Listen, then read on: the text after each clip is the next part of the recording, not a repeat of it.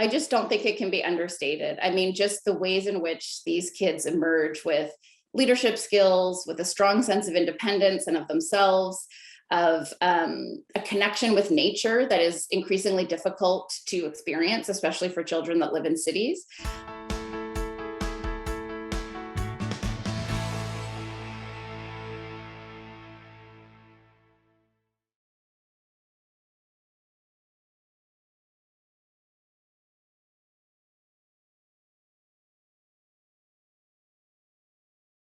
I think part of what makes Northway really special, first of all, is its size. It's very small compared to a lot of other camps. And as a result, I think there's a real intimacy and bond that both the campers and staff are able to form together, because there tends to be quite a bit of commingling of age groups just by virtue of the small size.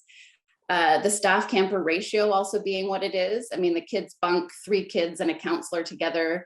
The canoe trips, which are a big part of the program, have a 1-to-1 staff camper ratio. And so not only does that, as a parent, bring a real sense of security and safety, just knowing that your kid is going to be well supervised, but for the children, it also, I think, gives them an opportunity to form really tight bonds in a small group while also integrating with the larger camp community.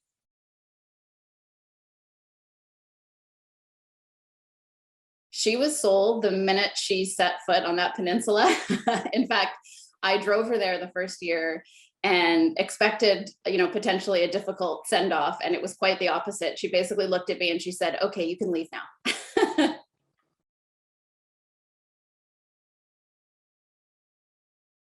I think it's really the friendships, and actually those friendships played a huge role in getting her through the very difficult times that we've experienced with the pandemic.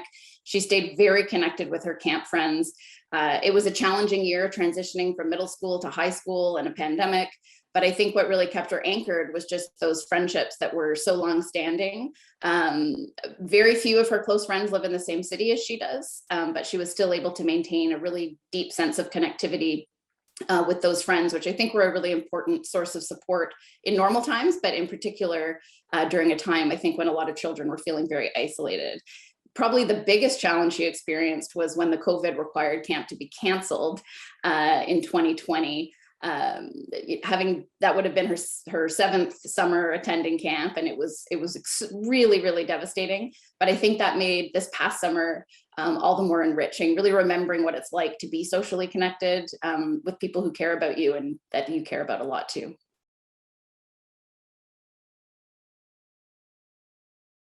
She's a relatively introverted child, and I think being in a setting that really just naturally fosters bonds and friendships, by virtue of living together and playing together, I think it's made her certainly more confident socially, really reinforcing that she has the capacity to make friends, and easily at camp it's so much easier to make friends just because of the amount of time you spend together, the quality of the time that you have together, that is overwhelmingly fun time.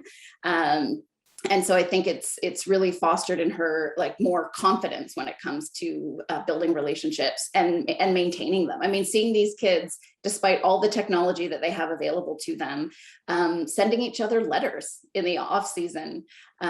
So that's also been another way that she's been able to express herself.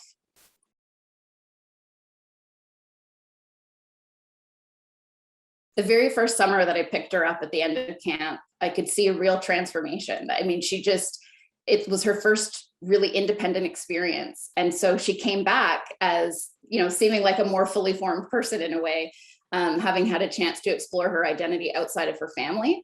And I noticed that the first year, and in fact, I remember my own parents saying that about me when I went off to camp, that I came back with a kind of a new sense of confidence, and a sense that you can make your way through the world without always relying on your parents or your family.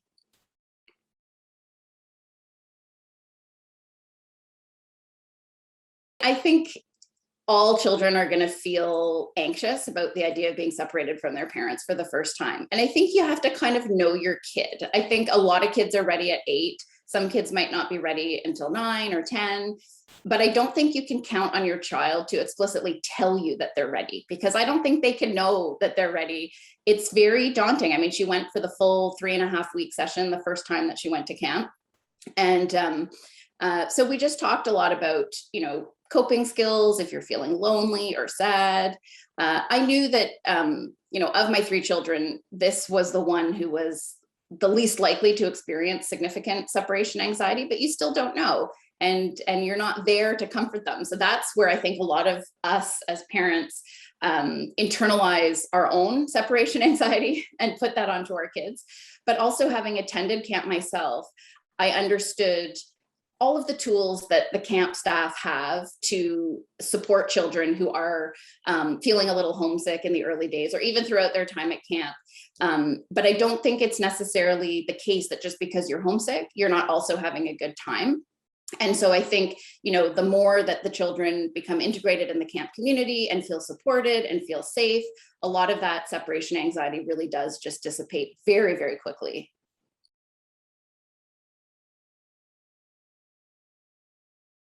I think I just really encouraged her to participate as fully as she could, but also to, this is the summer, so it's also an opportunity to unwind a little bit. So not to feel enormous pressure to, be performing all the time or excelling all the time, that it's okay, if you're having an off day, to sit and read a book for a little bit or to write a letter home. I mean, that was a big coping skill too, that I had said, if you're feeling sad or lonely, that's a chance to write a letter home. And that also has become something really special between us, like being able to exchange letters. I've always made an effort to send some letters before my kids leave for camp, so that they'll have something early on in their time. But yeah, just really encouraging her to make the most out of it, and to be courageous about new experiences.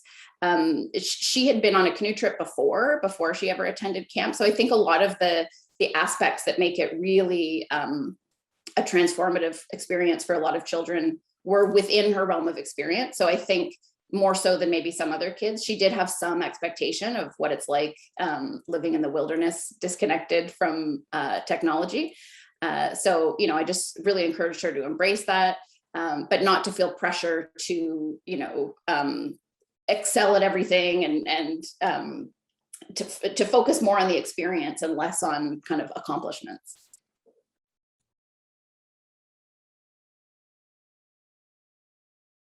I just don't think it can be understated. I mean, just the ways in which these kids emerge with leadership skills, with a strong sense of independence and of themselves, of a connection with nature that is increasingly difficult to experience, especially for children that live in cities. And again, I think for a lot of parents, we really see the value, especially for our teens, in disconnecting from social media, focusing instead on real relationships with people who are in front of you.